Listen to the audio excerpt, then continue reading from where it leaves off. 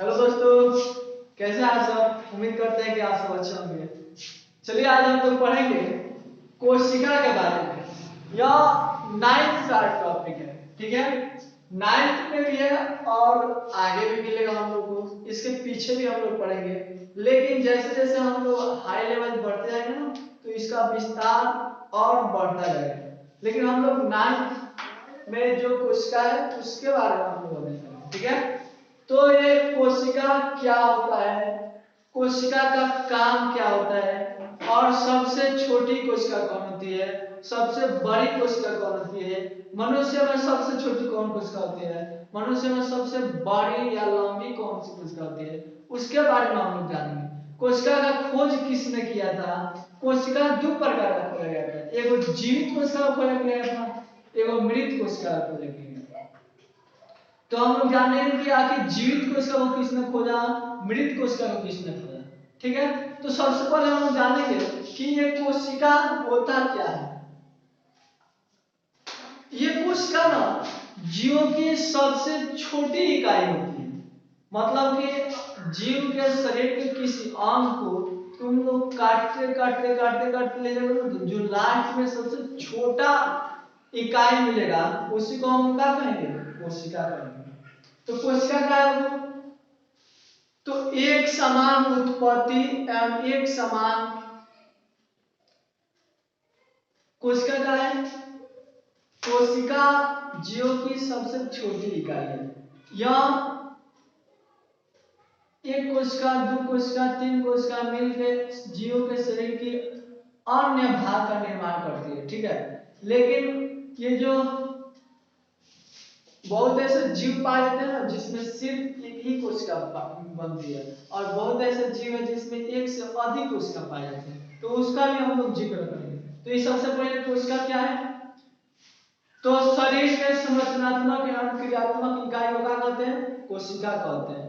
जीव की शरीर के संरचनात्मक एवं क्रियात्मक इकाई को क्या कहेंगे, कोशिका कहेंगे। कोशिका सबसे पहले जीव में पाए जाने वाली कोशिका की संख्या के आधार पर जीव को दो भागों में बांट दिया गया। एक होता है एक कोशिकीय जीव, एक कोशिकीय जीव जिसमें सिर्फ एक ही कोशिका पाई जाएगी, ठीक है। और दूसरा होता है बहुकोशिकीय जीव, बहुकोशिकीय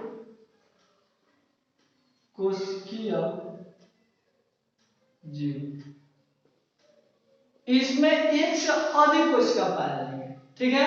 तो जीवों में कोशिका की संख्या के आधार पर जीवों को दो भागों में बांटा गया है, एक कोशिकीय जीव और दूसरा बहुकोशिकीय जीव। हम लोग जानेंगे कि अब ये कोशिका जो होता है तो इसका खोज कब हुआ और सबसे पहले किसने किया, ठीक है। तो कोशिका का खोज सबसे पहले रॉबर्ट हुक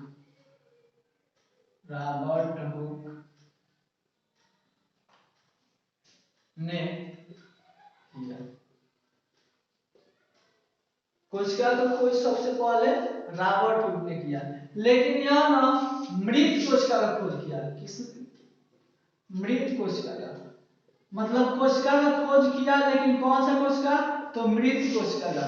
तो पूछेगा कि सबसे पहले मृत कोशिका का खोज किसने किया, तो रॉबर्ट हुक ने किया, ठीक है। और दूसरा आता है ना लीवेनहॉक,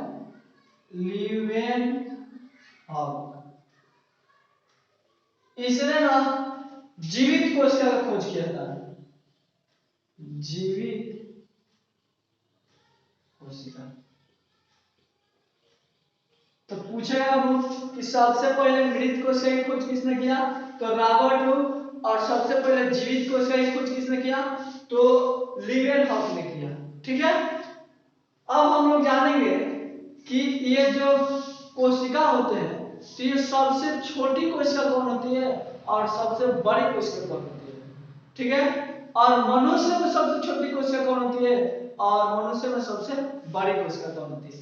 तो इस पृथ्वी पर पाए जाने वाले जीवों में सबसे छोटी कोशिका का नाम है, सबसे छोटी कोशिका का नाम है माइकोप्लाज्मा। क्या नाम है वो? माइकोप्लाज्मा। सबसे छोटी कोशिका,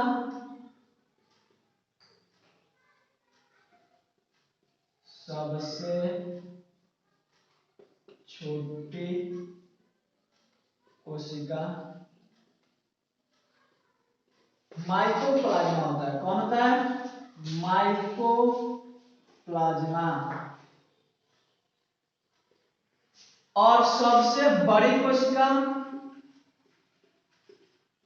सबसे बड़ी कोशिका ये होता है शुतुरमुर्ग का अंडा। कौन होता है बाबू? शुतुरमुर्ग का अंडा के सबसे बड़ी कोशिका होता है शुतुरमुर्ग, शुतुरमुर्ग की अंडा। सबसे बड़ी कोशिका किसका होता है? शुतुरमुर्ग के अंडा के। और सबसे छोटी कोशिका कौन होती है? माइकोप्लाज्मा। ठीक है, अब हम लोग जानेंगे कि मनुष्य में सबसे छोटी कोशिका कौन है और सबसे बड़ी कोशिका कौन है। तो मनुष्य में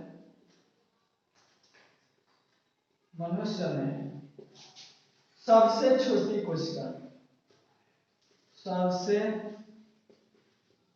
छोटी कोशिका,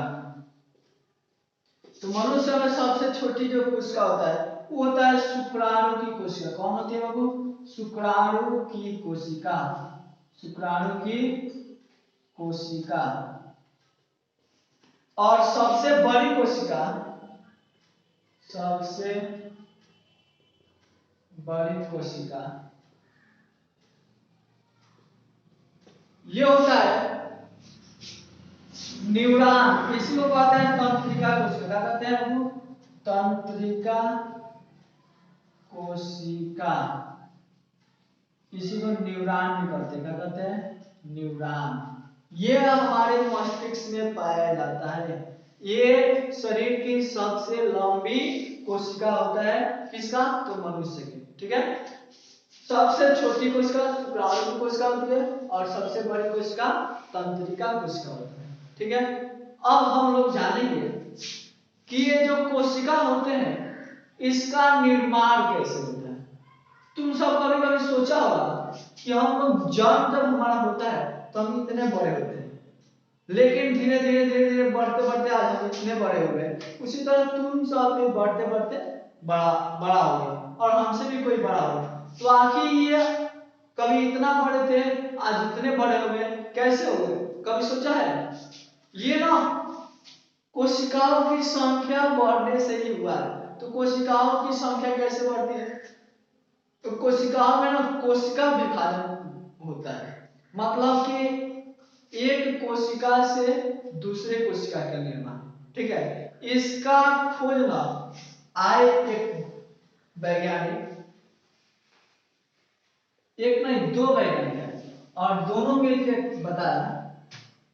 उस वैज्ञानिक का नाम था स्लाइडेन, स्लाइडेन एवं स्वान, स्लाइडेन एवं स्वान।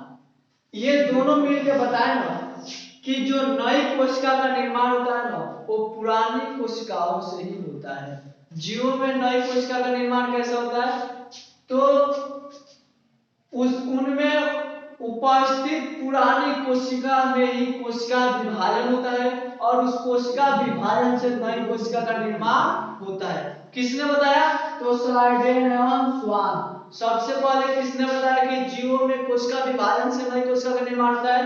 तो स्लाइडेन एवं स्वान ने। इन्होंने कहा बताया कि जीवों में उपस्थित पुरानी कोशिका में कोशिका विभाजन से ही नई कोशिका का निर्माण होता है। ठीक है, तो सबसे पहले मृत कोशिका का निर्माण किसने किया? मृत कोशिका की खोज किसने किया? रॉबर्ट। और जीवित कोशिका की खोज किसने किया? लीवेनहॉफ। और किसने बताया कि नई कोशिका का निर्माण पुरानी कोशिकाओं से ही होता है? तो स्लाइडेन एवं स्वान। ठीक है, अब हम लोग देखेंगे कोशिका की संरचना, कि कोशिका की बनावट कैसे होती है और कोशिका में क्या क्या पाया जाता है। ठीक है। तो हम लोग जानेंगे कोशिका की संरचना। कि कोशिका की संरचना माने कोशिका में क्या क्या पाए जाते हैं अंग और इसका बनावट कैसे होता है, ठीक है। कोशिका की संरचना, कोशिका की संरचना, संरचना। तो कोशिका की संरचना ना 3 भागों से मिलकर बना होता है। सबसे पहला होता है, देखो ये मान के चलो कि कोशिका है, मान के चलो कि क्या है, कोशिका। तो इसमें ना पहले कोशिका झिल्ली पाया जाता है, ठीक है। उसके अंदर ये द्रव पाए जाते हैं और बीच में केंद्र पाया जाता है, ठीक है। ये होता है इसको कहते हैं कोशिका झिल्ली, कोशिका झिल्ली। इसके अंदर जो ये द्रव भरा होता है इसे कहते हैं कोशिका द्रव्य, कोशिका द्रव्य। और जो ये दिखाई दे रहा है इसका नाम है केंद्र, क्या नाम है, केंद्र। तो कोशिका में संरचना कितने प्रकार से होता है, 3। कोशिका की संरचना कितने प्रकार से होती है, 3। एक नंबर है कोशिका झिल्ली, कोशिका झिल्ली। इसको ना हम लोग साइटो, चाहे इसको सेल मेम्ब्रेन कहते हैं, इसको क्या कहते हैं, सेल मेम्ब्रेन। दूसरा होता है कोशिका द्रव्य, कोशिका द्रव्य, कोशिका द्रव्य। और तीसरा होता है केंद्र, केंद्र। इसको कहते हैं साइटोप्लाज्मा और इसको कहते हैं न्यूक्लियस। अंग्रेजी में इसको सेल मेम्ब्रेन, साइटोप्लाज्मा और इसको न्यूक्लियस। तो ये कोशिका झिल्ली का होता है, कोशिका का सबसे बाहरी भाग होता है। ये कोशिका को चारों तरफ से एक आवरण, जैसे घर होता है, घर के ऊपर छत होता है ना, तो हमारे सर का एक का है आवरण है, हमारे जो सिर है इसका क्या होता है, छत, आवरण होता है। उसी तरह ये जो कोशिका है तो इसके चारों तरफ एक झिल्ली पाई जाती है जो कोशिकाओं को घेरे रहती है। इसको हम लोग क्या कहते हैं, कोशिका झिल्ली कहते हैं, ठीक है। और ये कोशिका द्रव्य कहते हैं। तो कोशिका झिल्ली के बाद ये जो लसलसा चिपचिपा गाढ़ी पदार्थ पाया जाता है इसी को हम लोग क्या कहेंगे, कोशिका द्रव्य कहेंगे। कोशिका में गाढ़ा चिपचिपा द्रव्य पाया जाता है उसी को हम लोग क्या कहेंगे, कोशिका द्रव्य कहेंगे।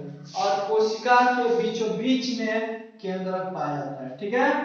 तो अगले हम लोग वीडियो में देखेंगे कि ये कोशिका झिल्ली का काम क्या होता है और ये कोशिका द्रव्य में कौन कौन अंग पाए जाते हैं और उनका क्या काम होता है और ये केंद्र का काम क्या होता है, ठीक है। आज के लिए इतना ही। और ये वीडियो आप सबको कैसा लगा आप लोग कमेंट करके बताइएगा। अगर अच्छा लगा होगा तो लाइक करिएगा, सब्सक्राइब करिएगा।